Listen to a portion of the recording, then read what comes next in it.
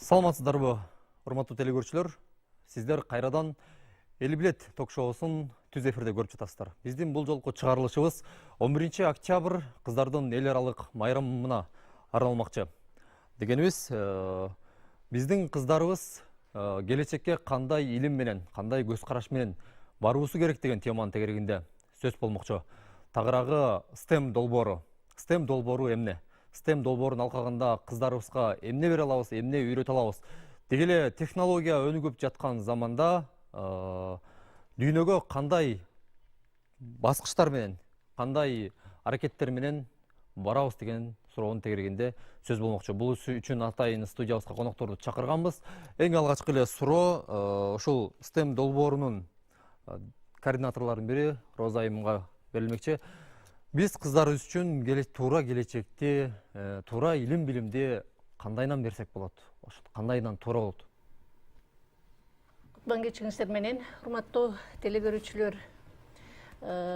Бул мындай жакшы орчундуу суроо болду. Эми мен ушул долбоор жөнүндө сөз баштаардын алдында бүгүнкү кырдаал, бүгүнкү күnkү ушу илимдеги, техникадагы, так жана табигый илимдеги кыздардын орду жөнүндө эки ооз сөз токтолуп туруп, анан кийин ушу долбоор жөнүндө айтсам деп турам. Акыркы учурда мына статистиканы өзүңүздөр деле жакшы билесиздер. Бул жерде мына биз менен чогуу катышуучулар, биздин жаштар дагы отуруп атышат, билишет. Илимге, технологияга, инженерия, математикага кыздардын кызыгуусу кийинки учурларда негизи кескин эле азайып калды десек болот. Бир эле мисал, кийинки акыркы 30 жылды алсак, ошо кыздардын арасында илимдин доктору жок экен да, абдан өкүндүрөт. Техника боюнча? Да. Илимдин, техника илимдеринин доктору жок экен ошо 30 жылдын ичинде. Анан бул долбоордун башталышынын себеби де бул эми пилоттук деп коебуз, пилоттук долбоор болуп калды. Буга Бириккен Улуттар уюмунун балдар фондусу бар. Кыргызстандагы өкүлчүлүгү ЮНИСЕФ деп угуп жүрөсүздөр. Эл арасында ошол ат менен таанымал ЮНИСЕФ деген коомдук фонд, мына ошолор каржылап ушул долбоор башталып калды. Бул ушу бүгүнкү биз айта турган долбоор башталаардан мурда эле сиздер өзүңүздөр билесиздер, Роза Атымбаеванын демилгеси деген эл аралык коомдук фонд бар. Аны Кыргыз Республикасынын экс-президенти Роза Отунбаева негиздеген да.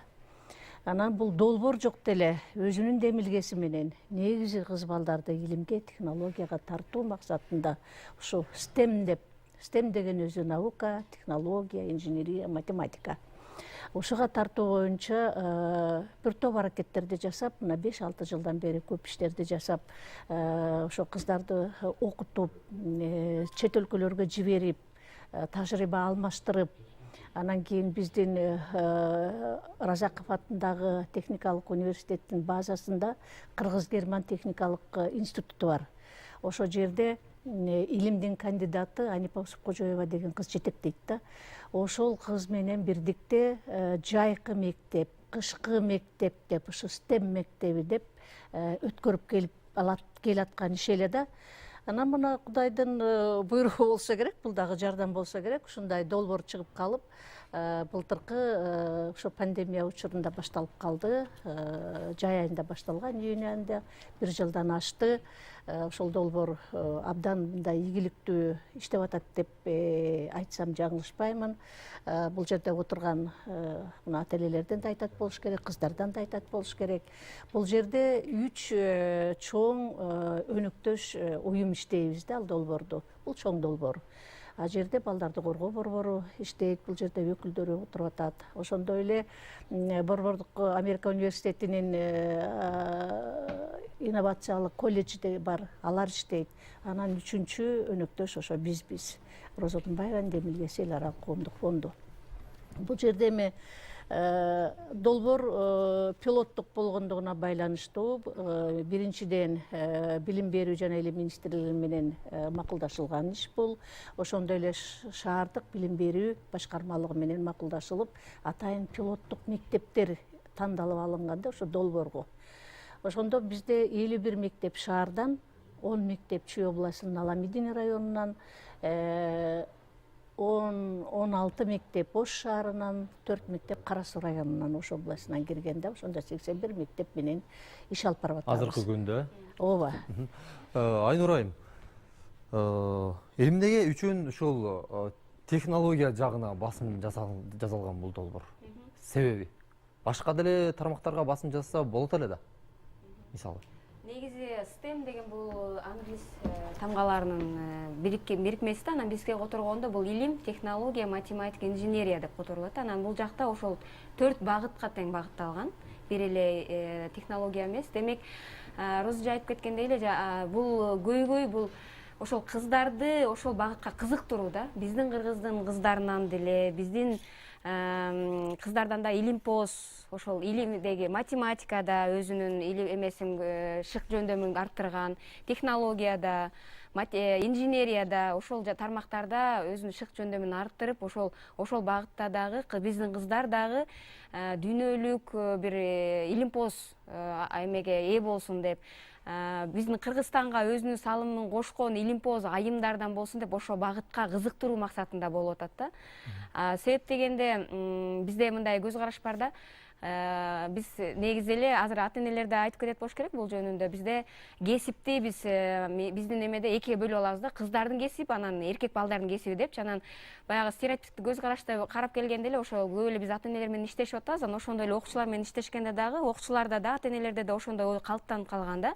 Демек, техника, мен биз айтып өткөн жанакы STEM багыты бул только эркек балдардыкы деп ойлошот да. Көбүнчөсүн. Себеп дегенде кыздарды техникадан эч ким мындай көрө алышпайт, элестете алышпайт да, илимди. Анан бул мындай эмес да, туура эмес.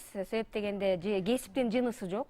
Кыз бала дагы, эркек бала дагы шык жөндөмү артса, экөөнүн тең колунан келип турса, демек кыз бала деле ошол STEM багытында, илим багытында, жаатында кесипке ээ болсо деген биз, ээ боло алат дегенди биз көргөзүп атабыз да. Ошол жолду баягы стереотиптик көз карашты жоюп, ошого багыт берип атабыз да. Дылзайым, ошо техника илимдеринин кандидаты, доцент. Сиз ошо техника боюнча биздин кыргыздын кыздарын алып кетүү жаатында, азыркы биздин күндөгү абалыбыз боюнча бир эмне дейт элеңиз, оюңуз кандай? Азыркы кезде Алып кете алабызбы бул жаатты? биз алып кете алабыз. Аны менин көзүм жетип турат. Эмнеге дегенде, акыркы жылдары 2-3 жыл болуп калды го, IT деген тармакка кыздардын көп баягы окууга өтүү кызыкчылыгы көбөйдү да. Тапшыргандар, ошол кызыккандар. Анан кийин IT деп биз мурун элестетчү эмеспиз да, программист десе бир эркек бала же жигиттер отурат деп мындай элестеп алганбыз. Азыр болсо IT дегенде биз тегиз да, кызбы, эркек балабы биз айта албайбыз да. IT дегенде бул жалпы стереотип бузулуп, тегиз билим берип калды. Мен өзүм курулуш тармакта кандидат, техника илимдеринин кандидатымын. Анан мен айткым келет, бизде курулушта мурун дагы азыр деле ошондой кыздар өтө аз. Анан кыздар көбүнчө архитектор, дизайнер болуп иштешет да. Сөзгө аралашып ушул жерден бир суроо да. Ошо сиздер мисалы студент болуп окуп жүргөн кезде, ошо сиз өзүңүз ушу техника жагына тапшырык калууга эмне шыктандырды эле жана азыркы ошо сиздердин убагыңыздар менен биз азыркы убактагы студенттердин айырмасы, тапшыруу, кызыгуу айырмасы? Айырмасы биринчиден кантип мен тапшырдым десем, бул мен ойлойм, менин атам алдагы бирок химия илимдеринин. Ал кезде баары эле юрист бол дечү эмес беле? Же медик бол, же болбосо экономист бол дешчү эле. Менин атам ошо маалда кинолордо көп көрүп айтчу да, ушу менин кыздарым чийме чийип, мындай жанакы илгери изилдөө институттары дешет, долбоорлоо институттарында мындай чоң чиймелерди чийип түшүнгөн болсо, мен аябай кызыктар. Илимпоз десем эмес, мындай инженер катары кызыкчу да, ошондой оор татаал чиймелерди көргөндө мен өзүм суктанам, ошол кишилерди көрүп, ошону билип, кантип алар түшүнөт, мен дагы кыздарым ушундай билимдүү болсун деп, ал ошо мени курулуш тармакка багыттады да, мен өзүм атам. Анан кийин мен башында макул деле болгон эмесмин, чындап айтканда, жок бул балдардын жумуштары, мен андагы курулушка бара албайм десем, жок кызым, сен тапшыр, сен көрөсүң, сенден бул деген өтө курмуш кызыктуу десе эле күрөк балка көтөргөн мен да ошентип ойлойм. элестетиңиз дагы. Ооба, азыр болсо эми мен баягы жеке ишкер катары атайын компьютерлик долбоорлоо курстарыбыз бар. Ошо менен биз иштешебиз. Анан азыркы мен ментор болуп бул проектте иштейм. Менде өзүмдө 7 кыз менти болуп кирген. Алар менен биз ошо курстарга катышып, мен алар менен иштешем, компьютерде иштегенди үйрөтүп атам. Эми азыр алар жайкы мезгилде иштеген жокпуз. Жолугушуулар болгон жок, бирок биз баарлашып турдук. Аны айткым келет. Компьютерлер жана айтиде эмнеге айтып кеттим, ошо кыздар өтө кызыгат, бирок ар бир үй бүлөдө компьютер же ноутбук жок да. Шарт жок. Ошончол бул кичине татаалыраак болуп калат, бирок ошого карабай кыздар өтө кызыгып, ошо компьютер сабактарына келип жүрүштү да, калтырбай. Биз жумасына жок дегенде бир жолу жолугушуп жүрдүк. 1-1,5 саат компьютерде иштеп үйрөттүм да. Анан ошол маалда мен таң калдым, кандай гана шартта жашаган, ар кайсы шартта жашаган кыздарыбыз бар экен, арасында 7 кыздын арасында. Бирок алар ошого кызыгып, келип иштеп компьютерде мындай иштешти да, үйрөттүм. Түшүнүктүү. Жана ата энелер деп калдыңыз. Менин атам ушул багыт берген депчи. Албетте ошо ата эне балага түз так туура фундамент түзүп берсе, баланын келечеги дагы ошол өңүттө болот эмеспи? Ушу биздин студиябызда ушу илимдеги кыздар же болбосо STEM долбоорунун алкагында окуп, бүгүнкү күндө ийгиликтүү аны жыйынтыктап жана өзүнүн дагы тели тең туш курбуларына өзүнүн жардамын, билгенин, үйрөнгөнүн үйрөтүп жаткан окуучубуз бар. Анын окуучубуздун атасы биздин студиябызга келди эле. Майрам ага, айтсаңыз, ушу STEM долбооруна сиз кызыңызды катыштырууга эмне түрткү болду жана кызыңыздын мурдакы өзүнүн алып жүрүүсү менен азыркы күндөгү мындай абалы картина кандай дегеле? Саламатсыңарбы? Чын эле бул сен айткандай, бул мурун ушу кызым биринчи кыз бала өзү негизи эле уялчаап келет го. Уялып, бир оюн айта албай, бирдеме болуп эле. Анан биринчи жүрүп эле анан өзү мындай ораторский курска катышты да. Ораторский курска катышты. Андан жүрүп отуруп эле анан кийин бул Көлмө конушунун 78-чи мектептен ушу тандап тест түрүндө анан кызым ушу илимдеги кыздар долбоорун өтүп кетти. Ошоктон окуду, мына азыр теңдеш тренинг болуп жүрөт. Өзү менен теңдүү кыздарга сабак берип, тренинг өтүп ушундай сабак берип атат да. Эми муну эмне деп айткым келет? Бул эменин аябай алдыга жылышык, кыз баланын бала боло буюшса баарын эле бул үйдөгү балдарга аябай жакшы эме болот экен. Кыз, мисалы үчүн менин кызым өзүнүн оюн так айта алат. Ушундайга эметип калды да. Мурун мисалы үчүн кыз баланын кандай эле болгон бир эки эле профессиясы бар болот. Же мугалим болот, же врач болот да. Болду. Ушуга эле окуу болду кызым деп эле. Азыр эми кызым биринчи өзү журналист болом деп жүрчү. Азыр эми сиз айткандай өзү IT тармагында ушу эмеге болом деп иштеп эме окуп атат. Майрам ага, сиздин канча балаңыз бар? 5 кызым бар. 5 кызы бар. Азыркы окуп аткан кызыңыз канчанчысы? Экинчи кызым. Экинчи кызыңыз. Улуусу менен азыркынын айырмасы барбы мындай? Мына улуу кызым буга катышкан жок. Катышкан жок. Анткени бул эгер катышса кандай болмок? Катышса ошо экөө айырмасы асман менен жердей. Тиги кызым мындайча айтканда өзүнүн оюн так айтат. Тиги окуусу дагы мисалы үчүн буга катыша электе бир отличникке бир 2-3 сабактан жетише албай жүргөн. Азыр уже эми толук отличник болду да. Сабактардын баары сабактары жакшы. Эжелери баягы ата эне чогулушка барганда эметет го, ким жакшы окуган баласыныкына баргысы келет го. Алдыңы чуркаган бойдон. Алинанын чогулушуна дегенде эле мен кетем да. Ошол. Кой мен барайын, менин кызым болду, Эгер жаман окуса сенин кызың. Жок, андай. Албетте, бул тамаша, бул тамаша баарын айтылат эмеспи? Анан бул долбоор жөн эле бир гана ошо үйрөтүү эмес, андан башка бөлөк сабактарды алып кетүүгө, деги эле окууга болгон кызыгууга стимул экендигин жогоруда агабыз айтып өттү. Ушул долбоорго кабыл алуу боюнча жана аны тандоо боюнча кандай этаптар болот? Анда долбоорго биз ушул долбоор жазып атканда эле ушул алдын ала пландалган, максат коюлган. Ошо ар бир окуучуга мектептерге жеткириш үчүн негизи теңдеш окутуу деген бир атайын окутуу бар. Бул чоң мугалимдерге караганда, чоң адамдар окутканга караганда окуучулар өзү тең курактуу балдардын дос катары жакшы маалыматты кабыл алышат да.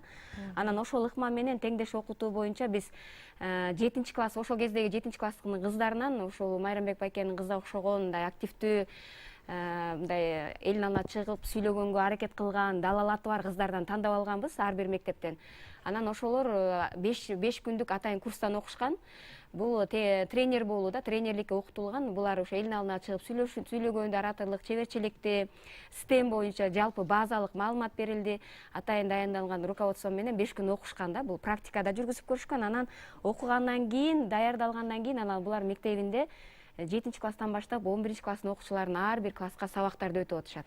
STEM боюнча маалыматты берип атышат да. Себеп дегенде азырда бул жактан студенттер STEM деген эмне деп суроо берип атышпайбы? Бул STEM биз бүгүнкү күндө мындай балким кээ бирөө үчүн, көпчүлүк адамдар үчүн жаңы маалымат да.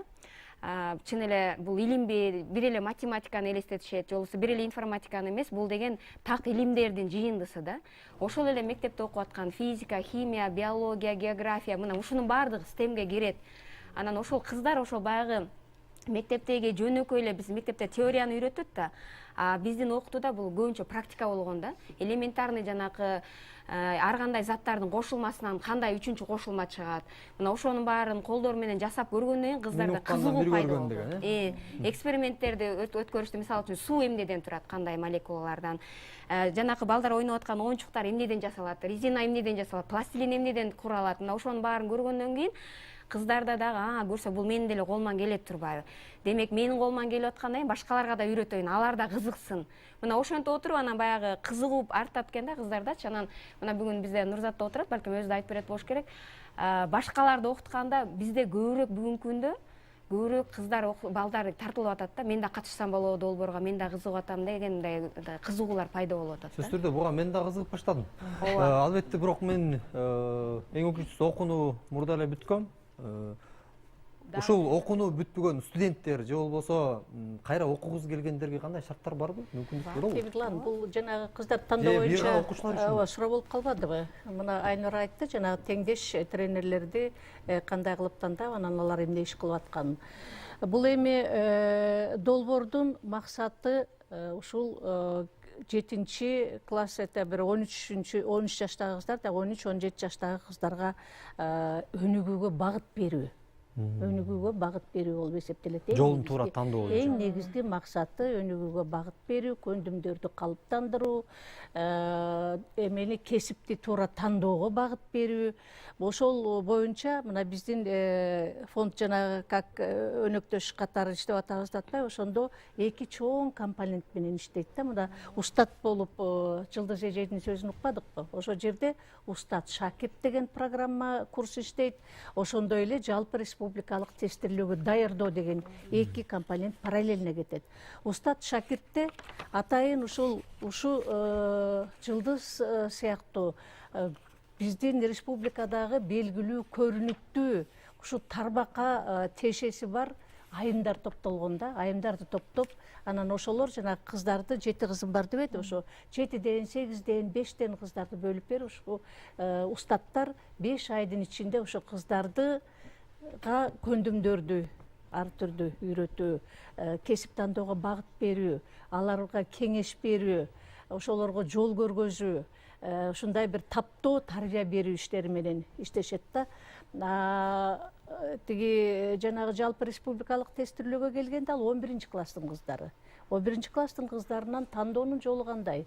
Атайын эле жанагы ачык эле биз кыздарды жанагы менторлук курска тандаганда онлайн деп коебуз, анкета менен эле жиберип эле каалаган кыздарды алып, анын арасынан тандалып, биргелеп отуруп, анан мына ушул курсту 800дөн ашык кыз менторлук курсту бүтүштү. Эми биздин мырза айткандай бир топ өзгөрүүлөр, бир топ калыптандыруулар. Долбоор акылуу ошо Болот экен.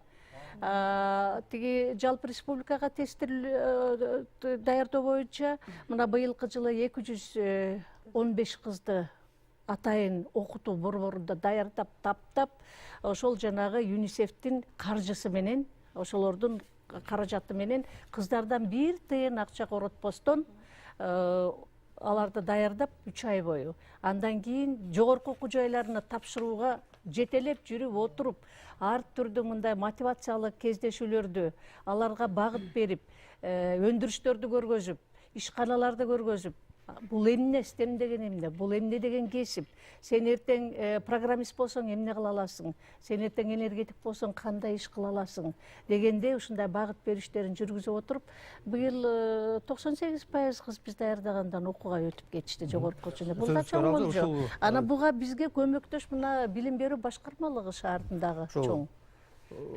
Ошо суроону ошол тарапка багыттайын деп турам. Ошо Бишкек азыр биздин студиябызда Бишкек шаардык билим берүү башкармалыгынан дагы өкүлчүлүк келген. Бул долбоор ошо Бишкек шаарынын алкагында кандай эффективдүүлүгүн берди? Бишкек шаары баягы чоң болгон үчүн мектептерибиз бизден көпчүлүгү катышты да, 51 мектеп. Бул мектептер ошо жаңы конуштардагы мектептерден, анан орто мындай билим берүү мектептеринен тандалып алынган. Анан бул жерде ошо студияда айткандай эле, башында көпчүлүк пандемия убагы болуп калды. Онлайн окуп калдык. Онлайн окуп калдык. Именно ушул долбоорго катыша турган класстар онлайн окуп калды. Чоң бир кыйынчылыктар деле болду. Кыздарды тандоодо, анан бул жерде жаңы направление багыттарды атпайбы, но Роза Исаковна Отунбаевнын коому, бул балдарды коргоо коому, булар ошол именно тренерлерди даярдады кыздарды. Бул жакта болсо мындай уже 8, 9, 10 класстын кыздарын, 11 класстын кыздарын. Анан биз үчүн бул ата-энелер үчүн аябай чоң жакшы бир мындай жардам болду да. Айтып атпайбы, 98% кыздар быйыл окууга өттү деп. Секом борборунда ошол ОРТге даярдоо боюнча мындай бул финансылык жакта көбүнчө ата-энелер кааласа деле бирок кыйынчылыктар болот да. Мына студенттер деле студияда отурат, айтат болуш керек. А бул жерде ошо тандалып, жанагы эмеден анкетированиядан эмеден өткөн кыздар ошол жерде 3 ай бекер окушту, каржылап берди ушул долбоор. Китептерин алып берди. Ошол кыздардын баягы окуу убагында ага чейин тренерлер даярдап, жанагы менторлор менен иш-чаралар алып барылгандан кийин өздөрүнүн мындай ой жүгүртүүсүн ушул жаңы профессияларды тандоодо өзгөрүүлөр болду да. Башында много профориентациялык иштер жүргүзүлөт да жылда. Ошондо көпчүлүгү эле кыздар айтат 9-10, 11 класстарда 9-11лер биз да билбейм. Мүмкүн мугалим болом, же врач болом, мындай бүтсөм сразу эле жумуш табам. А башка профессиялар даже ойлонушпайт да, или ата-энем эмне дейт, ата-энем каяка бар десе барамын деп. Азыркы күндө ошол эле тренер кыздар бири-бирин окутуп атат да, мына STEM багыты бар, мындай профессиялар бар деп. Бул жерде кыздар эле эмес, ата-энелер менен деле иш-чаралар алып барылып атат. Ар бир ошо кыз, булар 13 жаштан 17 жашар кыз да, алар, например, ошол эле конуштан келсе, шаар ичине келгенде мектептен бирөө мындай жанында жүрүш керек, сопровождать кылып, же ата-эне. Ал үчүн чоң бир иш-чаралар өткөрүлдү да, ошол ата-энелердин группалары түзүлдү. Ата-энелерге түшүндүрмөлөр болду. Ушундай эмелер, направлениялар менен иштейбиз. Кыздардын убакта, например, бүгүн жоолугу болот, 2 саатка силерден уруксат сурайбыз деп. Ар бир ата-эне мектепте ошол кол жазуу өздөрү жазып берди, уруксат беремин деп. Ошондой иш-чаралар жүргүзүлдү. Бирок кыйынчылыктар болгону менен 20-21 окуу жылдын аягында биз үчүн аябай чоң мындай жетишкендиктер болду. Анан Ушул биздин студиябызда жогоруда айтып өткөн ошо STEM долбоорунун алкагында окуп, андан үйрөнүп, жана өздөрүнүн тил теңдуштерине дагы үйрөтүп жаткан конокторубуз бар эле. Алардын бири Нурзат жана Сезим. Сезим, сизден баштайлы. Бул STEM долбоору сиз кандайча билип калдыңыз, жана бул долбоордон эмне алдыңыз өзүңүзгө? Бул STEM жөнүндө. Улантып бериңиз. Жок, улантып бериңиз. Микрофон менен. STEM жөнүндө бизге школдон айтышты. Набор болот деп. Барып биз тест бердик, пробный тест орто. Бергенде ошонун жыйынтыгы менен бизди тандап алышты да. Ал жактан бизди 3 ай Тренингтерине жакшы окугандарды алды. Ошондой. Ал жактан бизди 3 ай окутушту, основной ОРТга даярдап, анан дополнительный предмет. Ал жактан бизге ар бир сабагы пайдалуу болду. Ошондой эле андан тышкары бизге STEM эмне экенин, кандай профессиялар бар, келечеги жөнүндө айтып беришти. Андан тышкары Сиз биз билгенден азыр Разаков атындагы Кыргыз техника университетинин 1-чи курсу болуп окуйсуз, жок студентсиз. эме Исанова. Студентсиз азыркы күндө. Техника КГУ-да. жагында тапшыргансыз. Анан мындай суроо да, сиз ушул багытты, техника багытын тандап алууга ушул долбоордун таасири эттиби же өзүңүз эле кичке кезиңизден техникага жакынсызбы? Эме программист болом деп 9-класста ойлонуп жаткам. Андан кийин уже программисттер аябай көбөйүп бараткандан ойлогом да, жумуш жок калам депчи. Анан ата-энемден жардам сурадым, ким болом деп. Ата-энем болсо колдойбуз деп койду, любой чечимиңди. Ошол убакта STEMге катышып баштадым. Аяктан STEM жөнүндө STEM программисттер жумушсуз калбайт дешти да. Бул өнүгүп программисттер аябай көп керек болот деп. Ошондо мен чечим кабыл алдым, программист болом деп эле.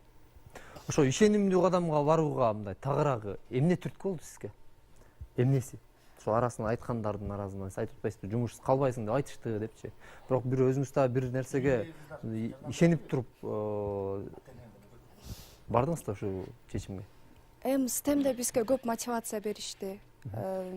Конференция боюнча биз Google, Facebook жумушчулары менен прямой эфирге чыгып сүйлөшүп турдук. Ал жактан көптөгөн эжелерди көрдүк. Ошолор бизге аябай чоң мотивация берди. Дагы ошо болду. Нурзат, микрофонду алып алсаңыз. Ушул эле суроо сизге. Сиз азыркы учурда окуучусуз,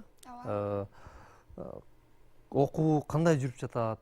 Дагы кандай нерселерди үйрөнүшүңүздөр мүмкүн? Эмнени үйрөндүңүздөр жана башкаларга дагы үйрөтүп тренерлик дагы жаатын өзүңүз окуучу болуп бирок кайра окутуп аткан дагы жайыңыз бар турбайбы? Ооба, азыркы учурда өзүмдүн мектебимде 7-класстан 11-класска чейинки окуучуларга окутуп жатам. Өзүңүз канчынчы класс? Мен 9-классмын. 9-класс. Бул проектке келгенден кийин мен байке айткандай эле көп нерсеге үйрөндүм жана өзүмдүн жашоом мындайча айтканда 180% өзгөрүп кетти да. Өзүмдүн жашоого караган көз карашым, ойлорум бүтүндөй өзгөрдү. Бул проекттен көбүнчө кандай кесиптерди тандаш керек, келечектин кесиптери, STEM жана STEAM багыттары жана ошого окшогон биз көптөгөн так илимдерди үйрөндүк. Азыр мектепте теңдеш тренер болуп өтүп жатам. Өзүмдөн чоң жана өзүмдөн кичинекей окуучуларга үйрөтүп жатам. Башында кыйынчылыктар болду. Кээ бир окуучулар мындай кандайча айтсам, бейбаш окуучулар болду да, укпаган. Мугалим болуш оор бекен? Башында эле кыйын болду. Бирок кийинчерээк мен алар менен сөз табышып сүйлөшүп кеткенди үйрөнүп кеттим. Кошо айта кетсем, уялбай жана тартынбай сүйлөгөндү дагы үйрөндүм бул проекттин. Түшүнүктүү. Бул проекттин дагы алкагында иш алып баруулар боюнча жана ишти кеңейтүү боюнча деги эле республиканын масштабына чыгаруу боюнча кандай иш пландар бар? Бул долбоор өзү 2022 жылдын аягына чейин болот да. Демек 1 жыл убактыбыз бар. Дагы алдыда 1 жыл бар. 1 жылдын ичинде бир топ иштер алдыда планда. Мисалы жанагы менторлук курсту атпайбызбы, Мустат Шакирт курсу. Бул деле инструмент өзүнчө. Ошо кыздарды өндүрүүгө, өстүрүүгө, багыт берүүгө атайын инструмент. Себеби ментор деген эми бала өзүнүн тажрыйбасы менен бөлүшүп, өзүнүн опыту менен бөлүшүп, кыздарга кээ бир учурларда устат эле үйрөтпөйт, шакирт дагы устатты үйрөтүп койгон учур бар. Себеби бул кыздар Устатынан шакирт азыр өттү деген сөз бар эмес азыркы деген поколение такыр башка поколение да, Z поколение деп коебуз. Булар билгендин көбү биз билбеген нерселер бар. Ошондо бул баягы взаимообмен деп коебу, бири-бири менен опыт алмашуу дагы болот бул жерде. Бул жаштардан устаттар үйрөнөт, устат өзүнүкүн берет. Мындай бир алакалашкан жакшынакай нерсе да. Алдыда мисалы эми ушу долбоор менен эле ушул көйгөй чечилип, биздин кыздар ушу Кыргызстанда бүт эле баарын эле илимге, технологияга тартып жиберебиз, так илимдерге, табигый илимдерге дегенде алысмын мен. Бирок кандайдыр бир салым кошулуп атат да. Кандайдыр бир салым кошулуп атат. Мисалы, жанагы менторлук курстан ушу жылдын эмки келе жаткан жылдын аягына чейин 3000 кыз ошол курстан өтөт. Эми 3000 кыз болсо дагы, ал өзүнүн дагы бир 3000 кызына ушул жөнүндө маалымат берсе, алар дагы ары карай дагы бир өзүнүн теңдештерине маалымат берсе, бул дагы бир топ ийгиликтерди жаратат деп ойлоймун да. Ооба. Берки республикалык тестирлөөгө даярдоо боюнча дагы алдыда план боюнча дагы 200 кызды ошентип тарбиялап, окутуп, даярдап, багыт берип, жанагындай мотивациялык иштерди өткөрүп, ошентип отуруп, аларды дагы ушул багытка тартууга аракет кылуу планда турат да. Анан эми бул мындай да, долбоор менен. Долбоор бүгүн бар, эртең бүтөт. Ошону менен эле токтоп калбоо керек да. Бул менин оюм негизи эле ошондой деп болуш керек. Негизи мамлекеттик саясат, билим берүү саясаты болуш керек да. Бул багытка тартуу. Мына бүгүнкү күнү эч кимге секрет эмес, статистика деле айтып турат. Архитектура курулушта 20%дан бир аз эле ашат айымдар иштейт да. 21, 22, 23%га чейин. Гуманитаркада 86% айым иштейт. 86%. Булар өзүңүздөр билесиздер, мугалимдер, медсестралар, детсадтар жана башкалар. Анан азыр деле жана Гүзел Жеңишевнанын оюна мен кошулуп атам. Кыздар 9-чу эмес, кээде мына 11-класстын кыздарын сезим деле калп айттырбайт. Биз ушу жалпы республикалык тестирлөөгө даярдап булар чогултуп баштаганда биринчи анкета таратып, ким болгуң келет деп тактап алуу, деп тактайлы деп анкета берсек, көпчүлүгү билбейм, ойлонуп жатам, көрөбүз. Ата-энем менен кеңешем, азыр чечим кабыл элекмин деген абдан көп болду. Даже 11-класста уже мына бир 4 ай 5 айдан кийин уже жогорку окуу жайына тапшырам деп турганда дагы ой токтол электер бар. Мындай бул биздики 60 миңден ашууну выпускной болобу 11-класстыкы жылына Кыргызстандыкка дүйнө боюнча миллиард болот экен кыздардын ошо 18 жашка толуп кесип тандоонун алдында турган кыздардын саны ошо миллиардка жетет экен. Анан бул дагы жаман иш эмес деп ойлоймун. Аз болсо дагы кандайдыр бир өбөлгө болот, кандайдыр бир түрткү болот биздин кыздарыбызга. Анан эми азыркы жаштар абдан жакшы билет. Бул технологиянын заманы болуп атат, азыр. Азыр телефонсуз жашоо барбы? Жок. Өткөндө биздин бир кичинекей менти кызыбыз айтып атат, стиральный машинасы жашай албай калбадыкпы. Азыр посуданы дагы химия менен жууп калбадыкпы. Значит, бүт өзгөрөт экен да. Мына бир 20 жылдан билим берүү системасындагы адамдар деле колдойт болуш керек. Бир 20-25 жылдын ичинде бизди жасалма интеллект башкарат деп туруп атабыз, эмне деген кесиптер жок болот деп туруп атабыз. Мисалы, ошол 30 жылдын аралыгында биз билген уккан боюнча 30 жылдын аралыгында 50дөн ашык кесип жок болот деп атабыз. Жалаң технология. Себеп дегенде ушул автоматташтырылып, роботтор роботтор иштеп калышы ыктымал деген дагы бир божомолдор бар экен да, сөз түрдө. Студияда суроо бар экен. Саламатсыздарбы? Менин суроом бул ушул азыркы учурда систем долбоорун айылкы, алыскы, айыл жергесиндеги окуучуларга да жайылтуулар болуп жатабы деген суроо да ушул. Айылкы, алыскы айылдагы окуучуларга да. Айнур айым.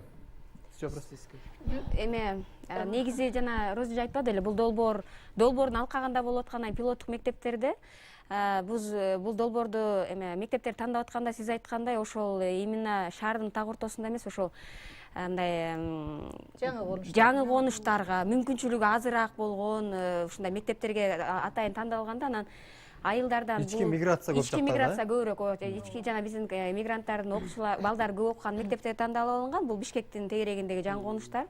Андан кийин Ошто болсо Кара Суу атайын районунан, ал жакта бул гендердик жана этникалык жакында да караганбыз, өзбек мектептери бар, өзбек кыргыз аралаш мектептер бар, ошолордун баардыгына бирдей карайлы дедик. Анткени эми Кыргызстандын баардык мектебин алганга долбоордун анчалык каражаты жок, бирок ошентсе дагы баягы сиз айткандай критерий менен тандалганда, анан биздеги Бишкектин дагы эми Аламединский райондогу мектептер бул жанагы Виноградный, алыскы, бул эме чектеш мектептерде, мисалы үчүн границага жакын мектептер, ал жакта дагы эме тажиктер, курдтар жашайт, ошолордун дагы балдарына депчи, себеп дегенде ошондой мектептерде, ошондой алыс жашаган мектептерде, жайгашкан мектептерде именно STEM багытына шарттар жок да, кээ бир компьютер жок класстар бар мисалы үчүн. Анан бизде деле пригородный бул жакта жакын эле жайгашкан, бирок Аламединский районго карайт, бирок ошол жакта дагы тилекке каршы мектеби кичинекей, анан ошого жараша да компьютерный класстар да жок да. Анан ошол жактан да кыздарды окутуп атканда өздөрү компьютерге отуруп көргөн эмес кыздар. Программист эме информатик мугалим жок.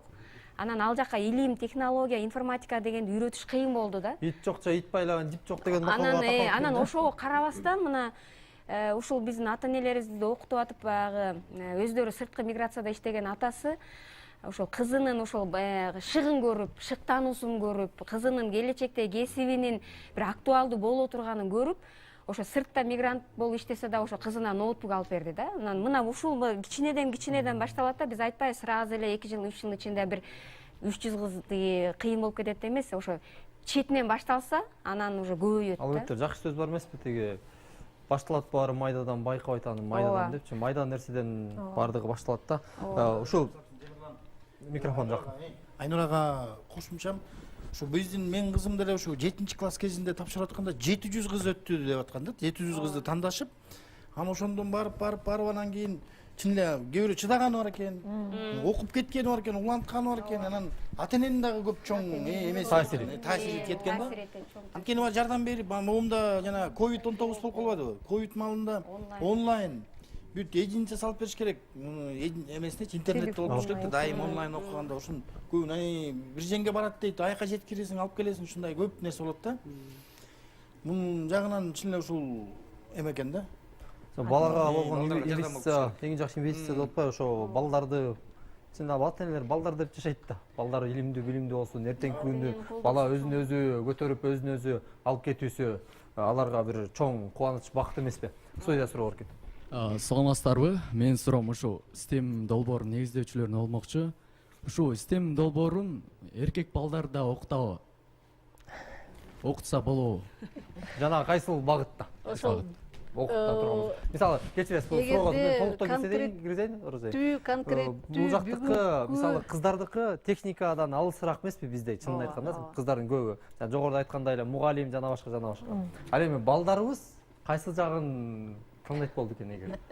Эгерде конкреттүү бүгүнкү жүрүп аткан долбоор жөнүндө айтсак, бекеринен илимдеги кыздар деп аталган эмес да. Бул жерде кыздар жөнүндө сөз. Мен жана айтпадымбы, кыздардын илимдеги, техникадагы орду пайызы канча экенин. Технологияда кандай экен, курулушта кандай экен, архитектурада кандай экен, анан гуманитардыкта кандай экенин. Негизи архитектура, курулуш баардыгы ушундай, транспорт, энергетика жагын алса эле бизде жигиттер, эгерде илимпоз деген ким деп кичинекей баладан сураса, илимпоздун сүрөтүн тарт десе, сөзсүз түрдө портфель көтөргөн, очки кийген, шляпа кийген эркек адамдын сүрөтүн тартат. Эркек адамдын. Себеби бизге ошол калыптанган. Кыз бала архитектор боло албайт, кыз бала куруучу боло албайт, кыз бала энергетик боло албайт дегендей. А биздин союз убагында эмне деген адамдарыбыз чыккан, энергетиканы багындырган, химиянын багындырган дегендей докторлорубуз бар. Доктор науктар бар, Жоробекова Шарипа эже да, ошондой эле Дарьяхан эже Мукашева энергетиканы багындырган. Кандай айымдар бар эле да. Бул ошол конкреттүү түрдө бул долбоор ошо кыздарга арналган долбоор да. Анан эми балдарды бул иштемге барбасын деген эч кандай эме жок да. Мындай кандай десем, чектөө жок. Бул жака даярдоо, эгерде мына балдар, эгерде силер ошого кызыккан болсоңуздар, шаарда тарбиялаган, даярдаган курстар абдан көп. STEM долбоору боюнча? STEMге барып, математикасында даярдайт, химиясында, биологиясындагы, физикасында бардык кайсы тиги тармакты тандаса, ошого даярдаган курстар абдан көп. Сылзайым, ошол сиз студенттерге дагы сабак берип, окутуучулук жаатында да жүрбөйсүзбү? Биздин ушул дегеле техникага болгон студенттерибиздин кызыгуусу, ошо техника жаатында алып кетүүсү, дегеле бир келечекте бизде техника жагынан өнүгө тургандай кадамдарга көзүңүз жетеби? Мугалим катары. Азыркы нелер керек эгер? ал үчүн бизге лабораториялар керек, шарт түзүлүш керек.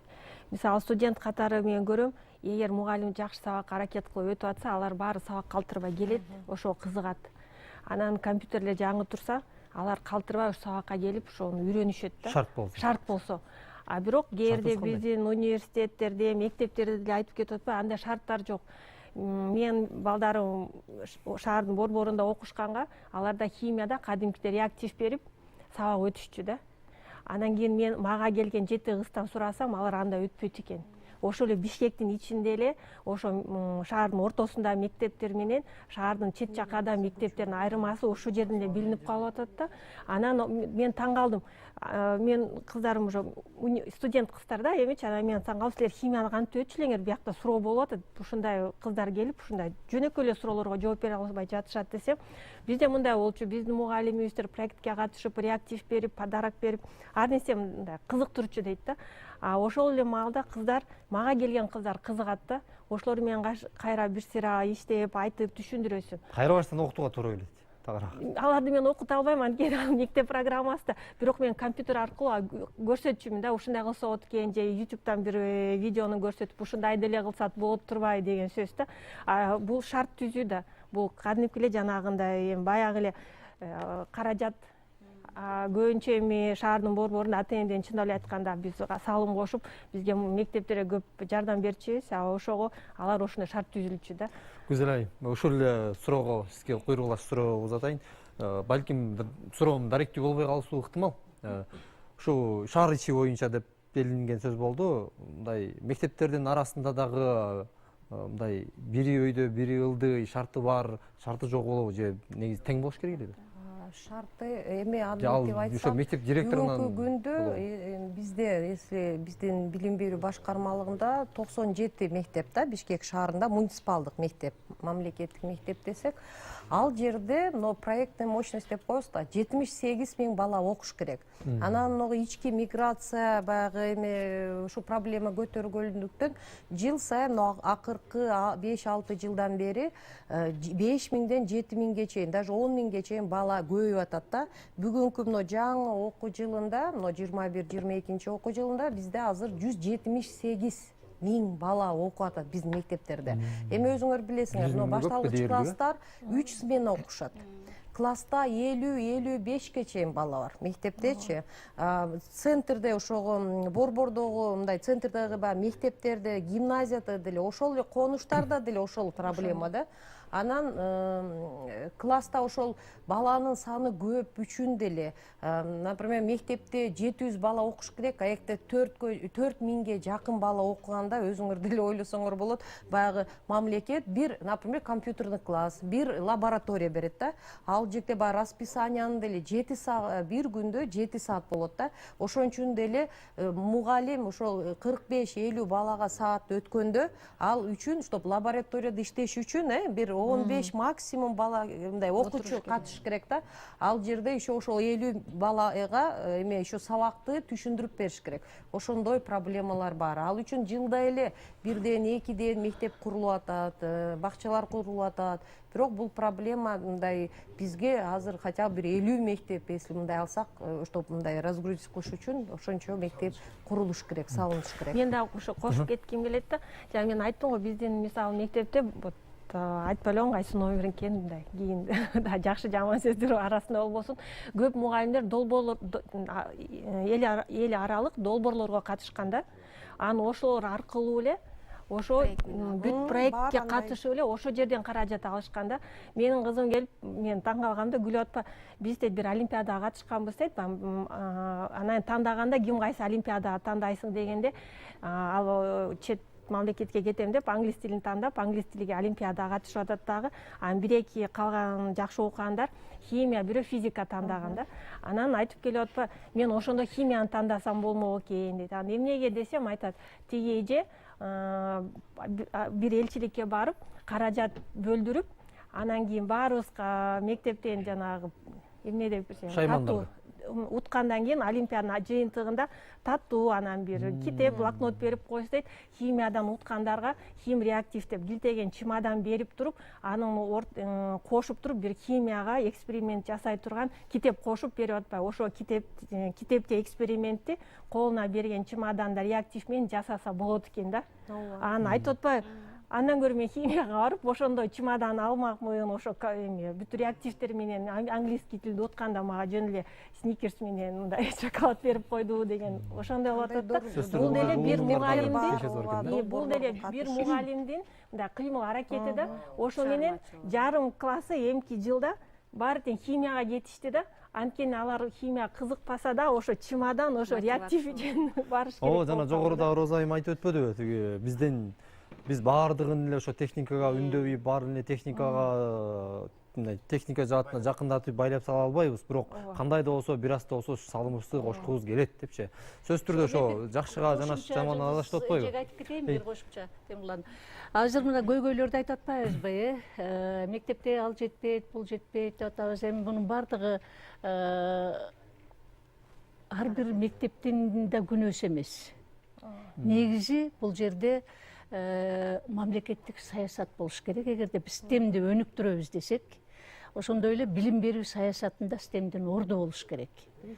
Мына биз эгерде билим берүү саясатынын өнүгүү программасында STEMдин орду 2012 жылкы 2020 жылга чейинки өнүгүү программада STEM орун алган эмес.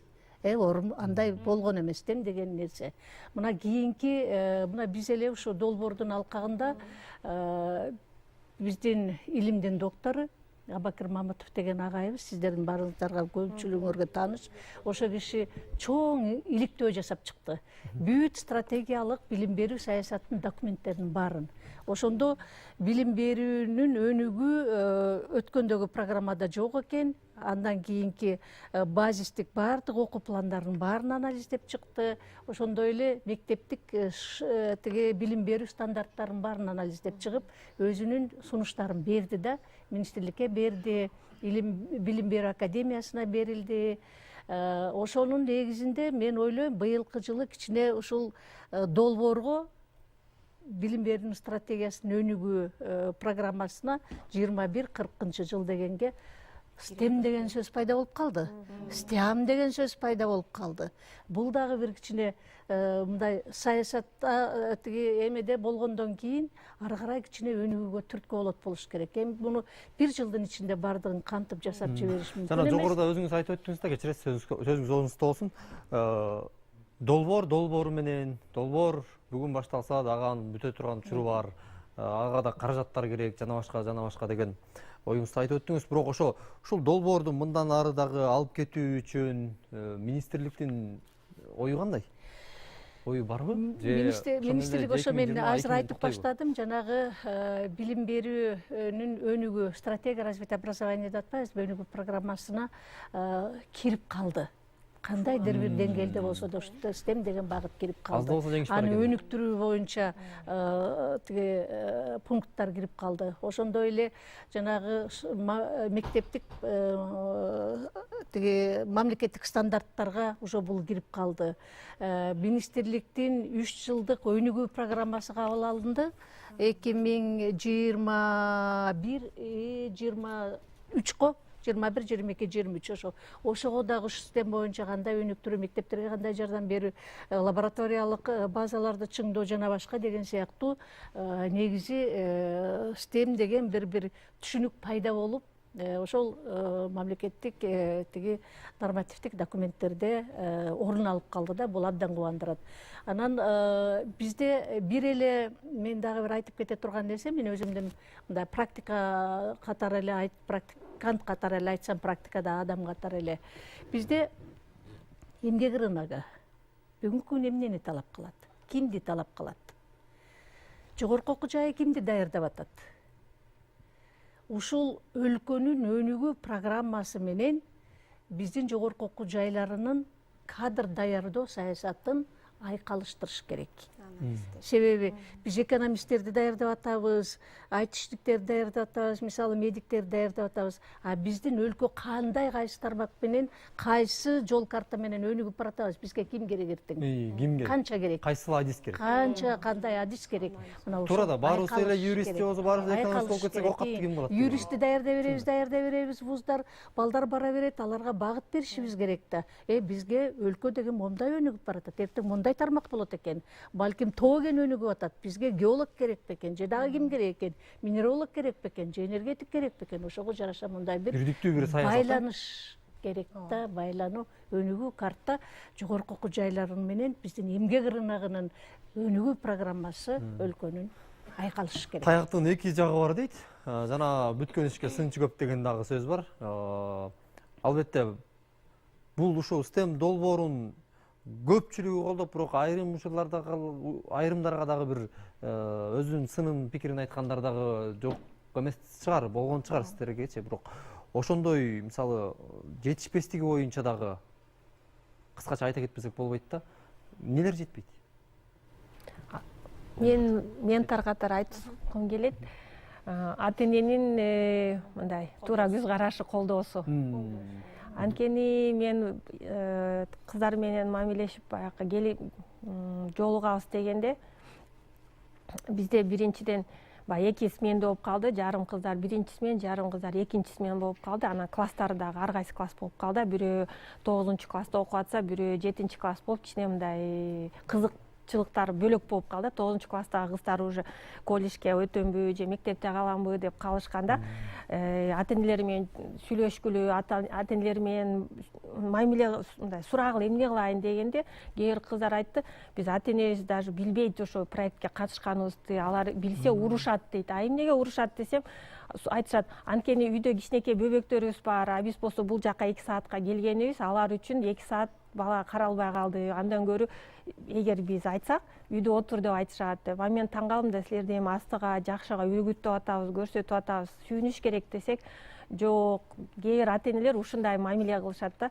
Сен андан көрү үйдүн баягы күнүмдүк жумушун жаса, өзүнүн баягы милдети бар, үй бүлөлүк, ошону аткар, анан кийин сен STEMге барасыңбы, барбайсыңбы, анан ошондой бар экен.